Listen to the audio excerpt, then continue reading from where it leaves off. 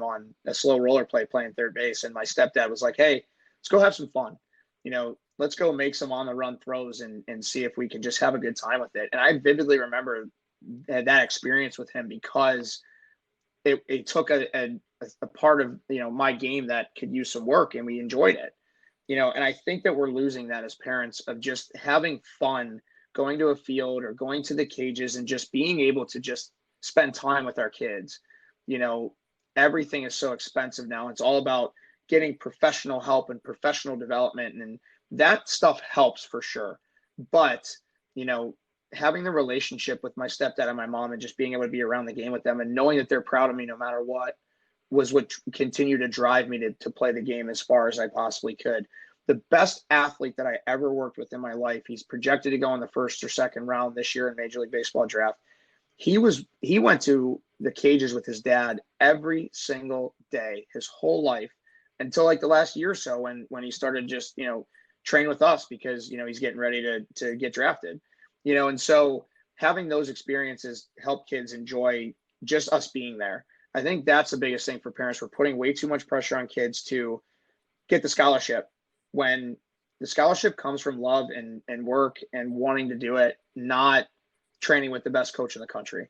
I love that. And, it's funny, like we're living in, I live in New Jersey, you're in New York, but to go to a Yankees game with a family of 4, you pretty much you're going to blow your whole paycheck.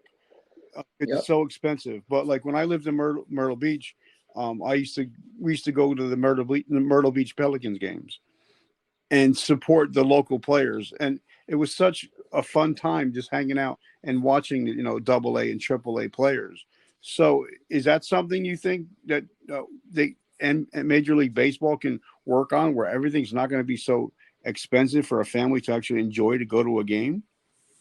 Yeah, I mean, people are paying the $100 MLB package to sit at home and watch it rather than going and experiencing an actual game. When I was a kid, and my mom I was lucky I was able to do this. It cost me $3 to take the trolley downtown, $7 to sit in a bleacher seat and watch a game. I'll never forget Brian Giles used to play left field for the Pittsburgh Pirates and toss baseballs in the stands every single game. Can't even tell you how many times I was, one step away from getting like 10 balls that he threw in the outfield. Those are the experiences that continue to have people want to play the game and stay in it a long time. You know what I mean? I think that's what we're losing. We're losing the player to kid interaction. Everybody wants the autographs now. Get to know these guys. I mean, Major League Baseball players are humans just like we are, and having interaction with them is so important. SportsCenter is putting on their Instagram all the time of Aaron Judge or somebody playing catch with a kid in the stands. It's those types of things that we need to continue to do. And it shouldn't be $400 to go sit and watch a game. Let every single kid come in and watch BP. They want to see that. They want to see Aaron Judge hit the restaurant in center field and BP, and then Giancarlo Stanton hit a ball out of the stadium. They want to see that. And I think we're limiting that for a lot of these kids. And that's the reason why, we have the Buffalo Bisons here. It's very cheap to go watch a game. And I remember watching Tyler Glasnow pitch, when he was still with the Pirates, in Buffalo, and I was sitting 5 rows back from the field. And that to me was a way better experience than, going to a Major League Baseball game, because you got to sit 500 rows deep, just to be able to see the game now. So I think being able to interact with the kids, like I said earlier, is so incredibly important. And that's what's going to drive the game. And that's an experience that families can have, but it's costing families $1,000 to go to a game now. And so they're not doing it. They'd rather spend the $100 to see the whole season. Yeah, I love that. Now, last 2 questions. Tell us, how can we get in touch with you? How can we support tell us about your nonprofit, how we can support you, and tell us what we can do to help support your mission, which this whole episode is all about. It's all about you and your mission. So how can we support you? Yeah, so we're Hot Corner Athletics on all platforms. Hot Corner Futures Foundation is our nonprofit. We take donations through our website, hotcornerfuturesfoundation.com. We take donations on a website called Chip In. There's a guy that helped us get set up there, Gerald Smiley, who played with the Texas Rangers for a while. He runs Chip In, which is an amazing, amazing platform for nonprofits. We're taking donations through there. We're taking donations, on the website, like I said, and then just following what we're doing in player development. I think the biggest thing for us is being able to provide opportunities. So any way that we can provide opportunities for kids, that'd be great. You can shoot us a contact, log on our website, hotcornerathletics.com. And I'm willing to speak, come to places, talk to people, help kids. You guys can reach me through there. It's probably the best way. And I'm willing, like I said, I'm willing to help anybody, any kid, any parent, any coach in the country that's looking for an opportunity to help themselves and improve. We're always here for that. But, we're trying to help kids all over the country have an opportunity to play the sport. So the foundation that we've created is such a great platform for that. Okay, I love that. Now, the last question I ask everybody, and I ask 100 different people, I get 100 different answers. We're in such a crazy world that we live in with, working hard, or trying to find work if you're not working, or parents teaching kids, and, because of COVID, that if I ask somebody to do something in 7 days in this busy world, they're never going to get to it. But if I ask them to take an actionable step in the next 24 hours, they're more than likely to do it. So if a young man or even a young lady that is starting to age out of their career, their career winding down, what is something they can do in the next 24 hours to where they can maybe start thinking about a different career path?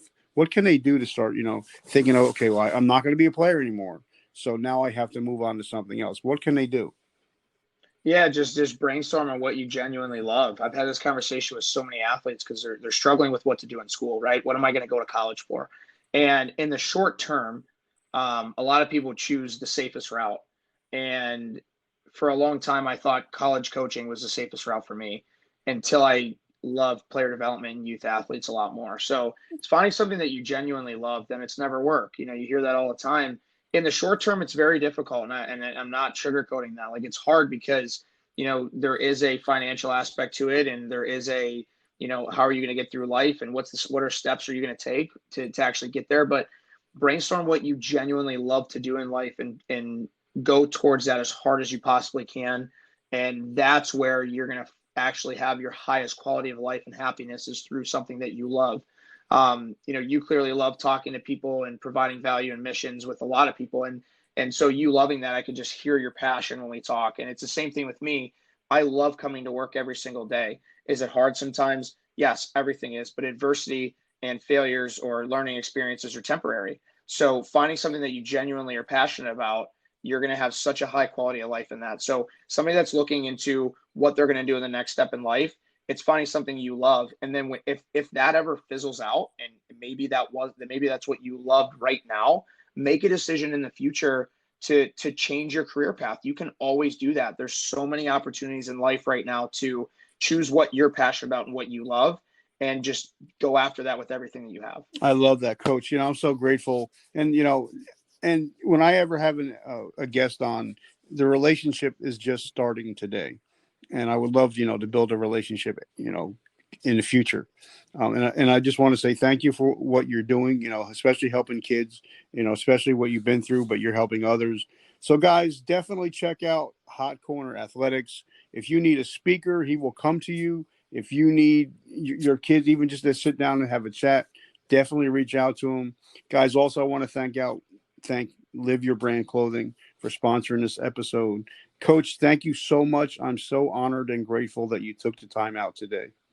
No, thank you. I really appreciate this. I'd love to do this again, and we'll stay in contact. Like I said, anybody who's looking for anything, speaking, donations, Futures Foundation stuff, Hot Corner Athletics, player development, we're here for you guys. And even if it's just somebody to talk to, that's why we're here, and that's why we do what we do. But like I said, I appreciate everything that you're doing, and I can't wait to continue this relationship moving forward. All right, my friend. Well, God bless you, and have a beautiful weekend.